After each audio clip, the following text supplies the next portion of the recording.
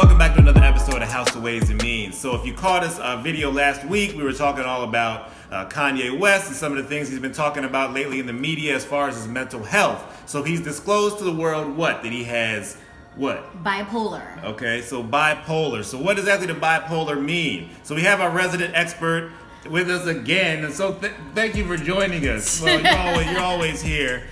So we got Waves here to talk to us a little bit more about what it is to hear that someone has bipolar.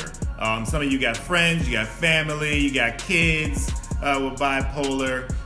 So we're just going to give you a little more insight. I mean, I'm sure you already know, but just for everybody else. So bipolar, there are two. How many? Two. There's bipolar 1 and bipolar 2. So with bipolar 1, when we spoke in the last video, we spoke about manic episodes. So manic is on the high end of your mood fluctuation. So high end meaning high energy.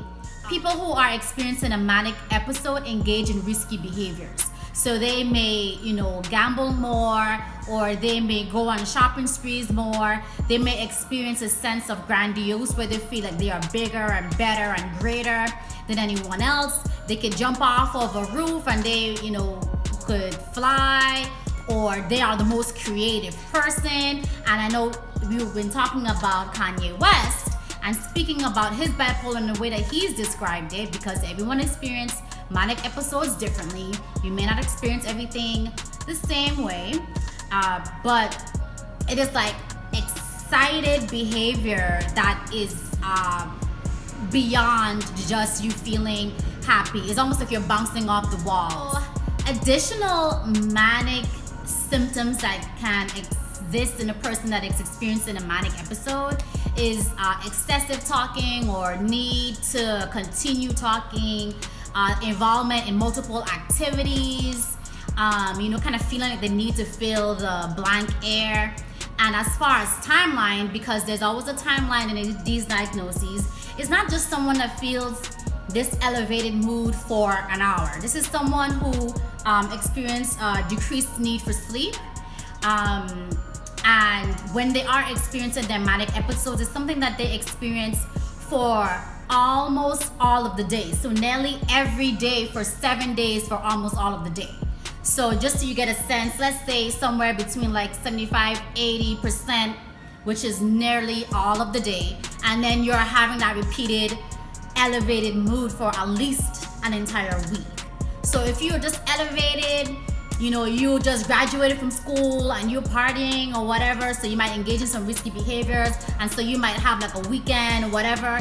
No, you may not necessarily be having a manic episode. You're just excited because of what you've accomplished, and that's awesome, but it's not the same as a manic episode. It's over a period of time, and it's not having to do with you celebrating something. This is just a mood that you're experiencing that you are unable to control. So you're just the king or the queen of the world during this period of time, and no one can tell you otherwise. No piece of advice is good enough. You're just so locked in, and whatever is going through your body, your mind, is just the best thing ever.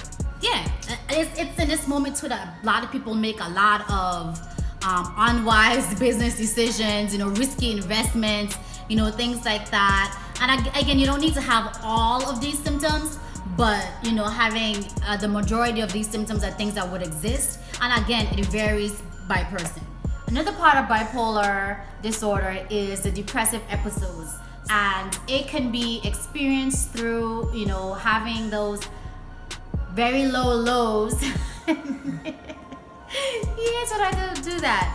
But anyway, so it's when you have a diminished interest in, activities and things that you once enjoy. You are overwhelmingly sad. So it's not just, you failed a test, or you didn't do a good job in this, presentation at work. This is like a really low, and then you experience it for a period of days. And with the depressive episodes, you can experience it in both bipolar 1 and bipolar 2. Additional symptoms would include things like loss of energy, loss of appetite.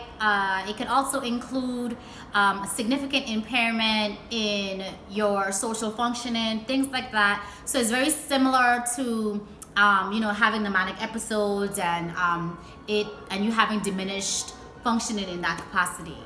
So it's very similar to a major depressive disorder, except for it's an episode that happened for a period of time. Another thing to note is that the major depressive disorder, or the major depressive episode that you experience, is not due to like a medical condition or due to substance abuse. The same would go for the manic episode. It's not a response to any kind of outlying factors like those that I mentioned. So in the past, we've talked about triggers and things that would trigger certain events happening in someone with a certain mental illness. So are there any triggers or known triggers that studied in your field that bring on these manic episodes in someone bipolar? Well, it's not so much a trigger. It could be more of like a sequence of events. So for someone who is bipolar, if a roller coaster goes like this, right? Let's imagine at the top of the roller coaster, you're in a manic episode, and the bottom of it is when you're in a depressive episode. If you are observing a loved one and you know that they recently had a manic episode, you could see that they're slowly coming down off their manic episode, and then they may fall into a depressive bout. So you know that it's coming because their mood that was highly elevated is now being decreased. And so unless the person is on medications where they would kind of flatline and just kind of ride like a merry-go-round versus a roller coaster, you would know that, the person's off their manic, episode. They're coming down now. They're going to end up having a depressive episode. So it's more so like a sequence. And again, that varies by person. And so sometimes someone who is experiencing like a depressive episode, they could experience it for months at a time. And then manic episodes are at least lasting 7 days. So after a while of observing a loved one, you get a sense of when it's coming. So again, it's more of a sequence of events versus someone pisses me off and suddenly I'm manic.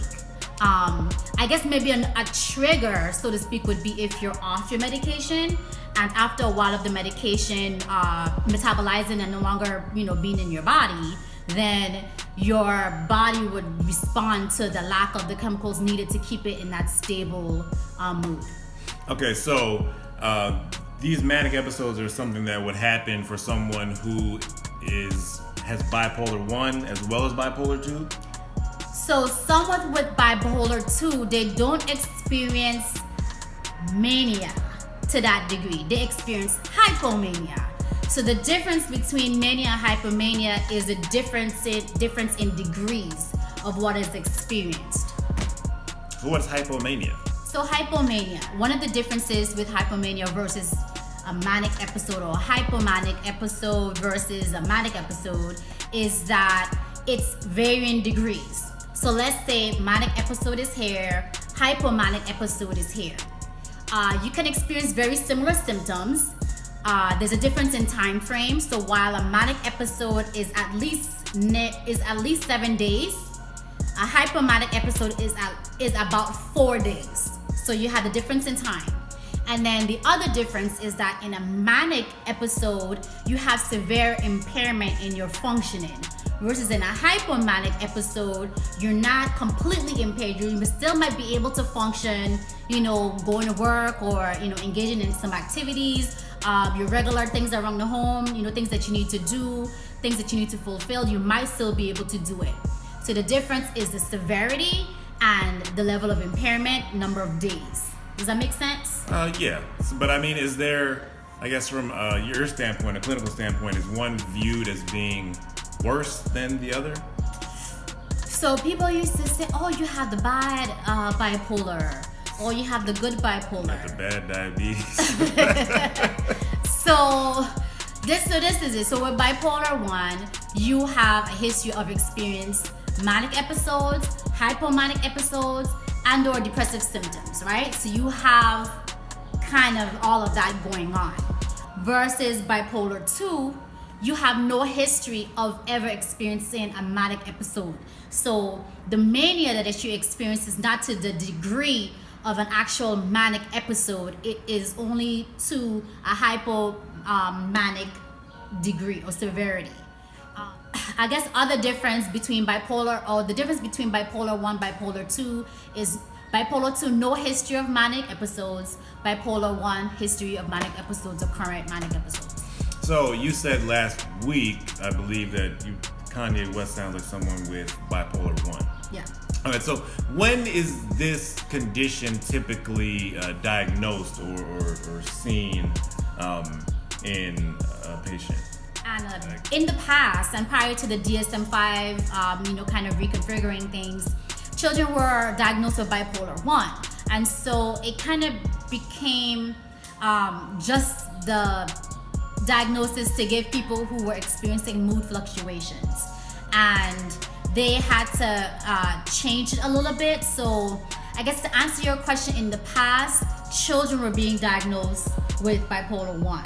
And so they're not being diagnosed with bipolar 1, or what are they being diagnosed with now?